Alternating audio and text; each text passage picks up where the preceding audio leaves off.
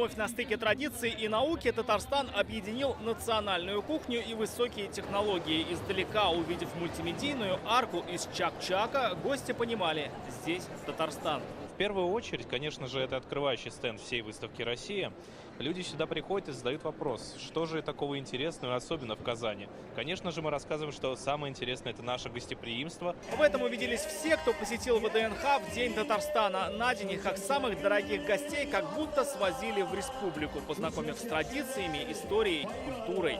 Я просто хотел бы искренне каждого из вас, кто находится вместе с нами здесь, поблагодарить то, что вы вместе с нами. И Татарстан алга, только вперед. О том, что Татарстан – это место, где дорожат прошлым и стремятся в будущее, говорило буквально все. Вот на этом автомате можно было отработать бросок в борьбе кэрэш. А здесь, надев очки виртуальной реальности, оказаться на набережной Казанки. Очень красиво. Я вижу набережную реки. И вид действительно классный. В Казани еще и гастрономическая столица России, поэтому большое внимание здесь уделили и кухне. Ей посвятили целый павильон. А какой вкусный супчик, просто обалдеть! Они готовят самый большой пельмень, самую длинную тутырку. Здесь же показали, как в строгом соответствии с традициями уже несколько веков хранят рецепт палку-шкаляве. День Татарстана на ВДНХ активно освещали журналисты федеральных и региональных каналов. Десятки сюжетов и прямых включений, интервью гостей с впечатлениями от республики. Все очень приветливые такие. Костюмы красивые. Да, чувствую себя королевой. Что такое неподдельный всероссийский интерес к региону, наши коллеги ощутили на себе. Меня приятно удивило со стороны присутствующих именно вот внимание к нашему татарскому языку. Когда я сама записывала стендап, ко мне подходили, стояли рядом, слушали. Я у них спрашивала, может, вы хотите интервью давать, может быть, у вас есть какие-то вопросы, а люди говорили, нет, нам как раз вот интересно слушать произношение наше татарское. Поразил общий масштаб выставки, грандиозность этой выставки. И стенд Татарстана, конечно, выглядел на высоте. Я напомню, что было 50 мероприятий, 5 локаций Республики Татарстан. И что удивило, что люди специально приезжали именно на стенд Татарстана. Были и те, кто ради знакомства с Татарстаном провел несколько дней в пути. Родилась я в Баку.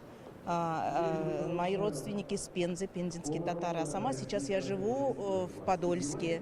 Поэтому вот с удовольствием приехала на форум, чтобы прикоснуться к своему родному языку, к родному краю. Одежда, обычаи, кухня, ну как все устроено, да, у вас.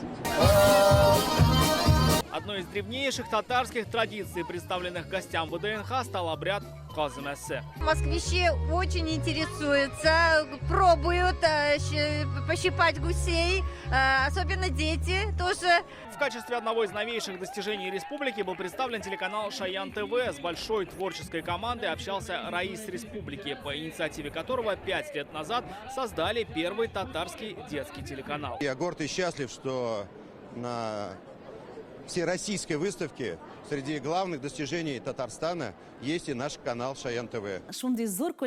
Участие в столь масштабной выставке стало для нас как большим опытом, так и большим подарком к нашему 5-летнему юбилею.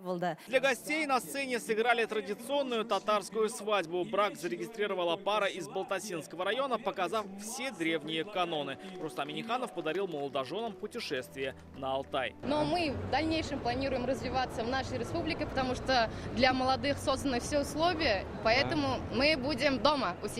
Тем более вместе мы сможем добиться всех целей. Раз женятся на таком уровне, на виду всей России, у них это будет уже большая обязанность, чтобы они жили красиво, были примерно семьей для всей страны. Экспозиция Татарстана своей масштабностью и гостеприимством удивляла гостей ВДНХ весь день. Республика показала свое уникальное прошлое, успешное настоящее и даже игры будущего. Рамиль Шайдуллин, Алмаз Единов, ТНВ, Москва.